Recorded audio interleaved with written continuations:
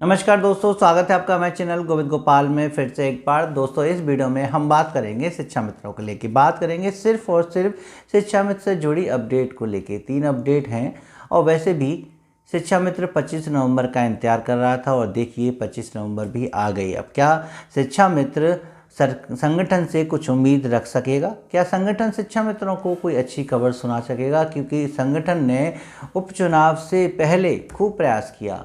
माननीय बेसिक शिक्षा मंत्री जी की अध्यक्षता में हुई बैठक में शामिल हुआ, माननीय मुख्यमंत्री से मुलाकात करने का भी प्रयास किया और सफल भी हुए।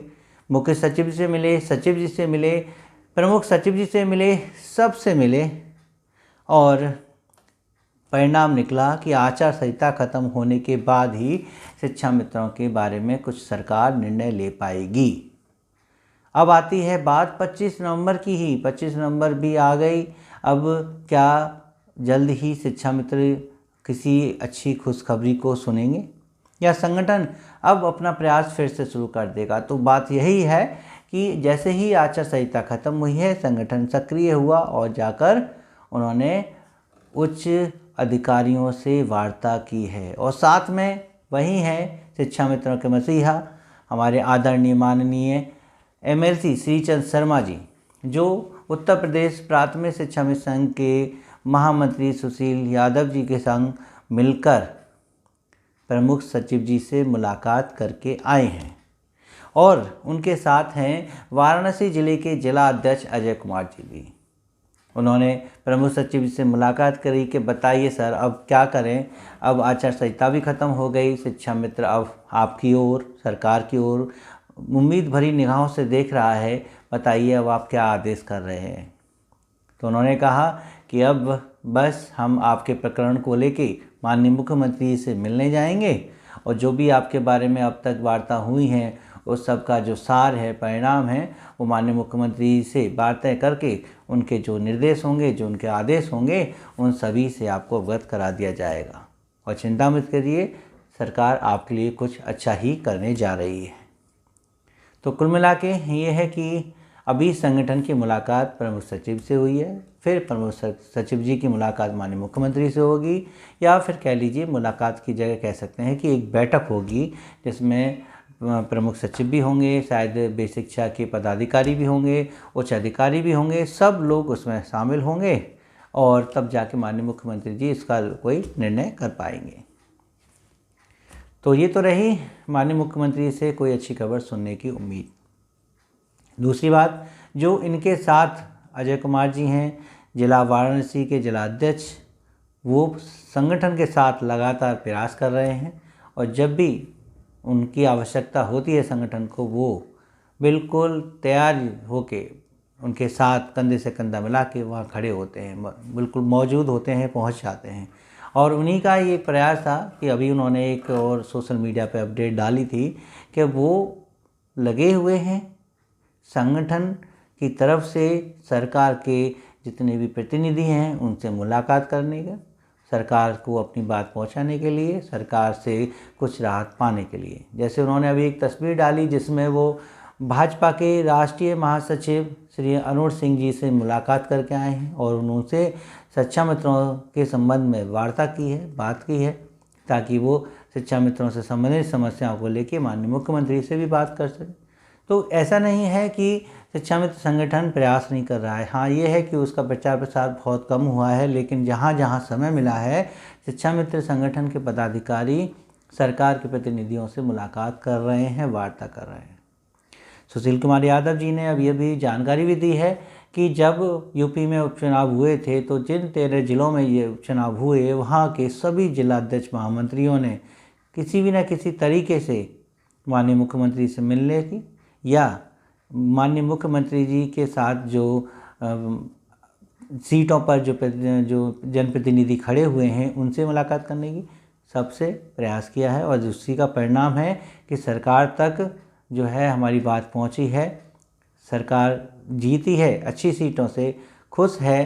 तो जाहिर सी बात है कि जो है कुछ ना कुछ शिक्षा मित्रों को अच्छा हासिल हो जाएगा। दोनों प्रयास किए हैं शिक्षा मित्र संगठन ने। और एक और अपडेट तीसरी अपडेट आम शिक्षा मित्रों से रिलेटेड मान लीजिए, या खासकर उन शिक्षा मित्रों के लिए मान लीजिए जो शिक्षा मित्र से शिक्षक बन गए हैं। आज की पेपर कटिंग में आया है कि शिक्षा मित्र से शिक्षक बने हुए शिक्षकों को पुरानी पेंशन मिल सकती है।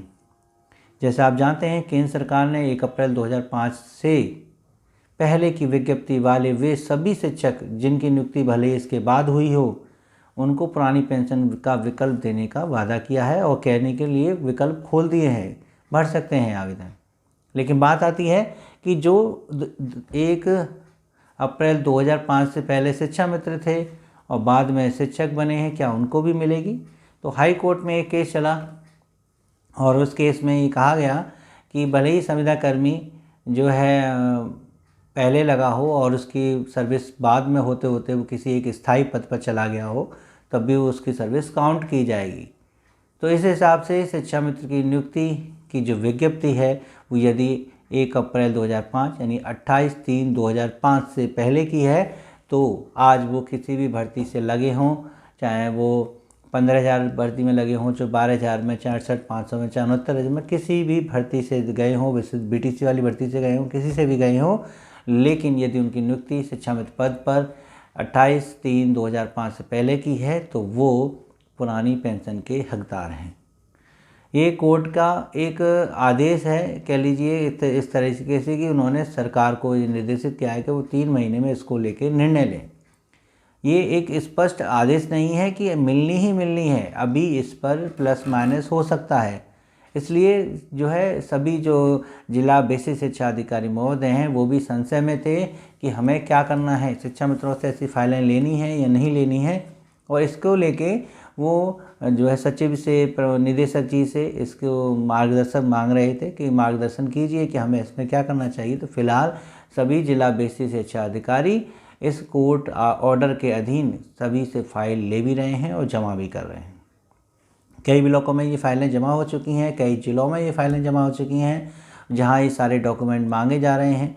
यानी शिक्षा मित्र की जो नियुक्ति हुई है उसकी विज्ञप्ति, फिर नियुक्ति, फिर एक्सपीरियंस, कौन सा जो भर्ती थी जिसमें तुम चयन हुए हो, सब कुछ मांगा जा रहा है और फाइल को जमा किया जा रहा है। लेकिन शायद सरकार शिक्षा मित्रों को पुरानी पेंशन दे देगी फाइल को देखते हुए, या इसको लेके डबल बेंच या हाई कोर्ट या सुप्रीम कोर्ट तक भी जा सकती है। क्या सुप्रीम कोर्ट जाए बगैर सरकार ऐसे शिक्षकों को जो पहले शिक्षा मित्र थे उनको पुरानी पेंशन देगी? क्योंकि इसमें सबसे बड़ा सवाल ये भी है कि यदि ऐसे शिक्षा मित्रों को पुरानी पेंशन का अगर विकल्प दिया जाता है या उनको पुरानी पेंशन मिलती है, तो क्या उनकी सीनियरिटी भी उन शिक्षकों से ज़्यादा होगी जो बाद में नियुक्त हुए हैं? ऐसे कई पेच फंस सकते हैं, लेकिन पता नहीं। अभी तो इसमें कोर्ट का भी ऑर्डर यही है और जैसे कि पुरानी पेंशन नियमावली जो है उसमें भी यही है, तो उसके आधार पर ये आदेश कर दिया है। बाकी आगे भविष्य में क्या होगा किसी को कुछ नहीं पता है। राहत की बात यह है कि कोई फाइल लेने से मना नहीं कर रहा है। फाइल जिनकी तैयार हो गई हैं जाके बीआरसी में जमा कराइए, शिक्षक संगठन से मिलिए, बीएसएस महोदय से बात कराइए और आप जाके अपनी फाइल जमा करा दीजिए। तो बस आज की इस वीडियो में इतनी ही अपडेट थी और उम्मीद करेंगे कि आप ऐसे ही हमारे चैनल से जुड़े रहेंगे अगली अपडेट के लिए। और वीडियो अच्छी लगे तो प्लीज़ लाइक कीजिए, शेयर कीजिए, चैनल पर नहीं तो चैनल को सब्सक्राइब कर लीजिए। मिलेंगे आपसे अगली वीडियो में ऐसी कुछ अपडेट के साथ। तब तक के लिए नमस्कार, जय हिंद।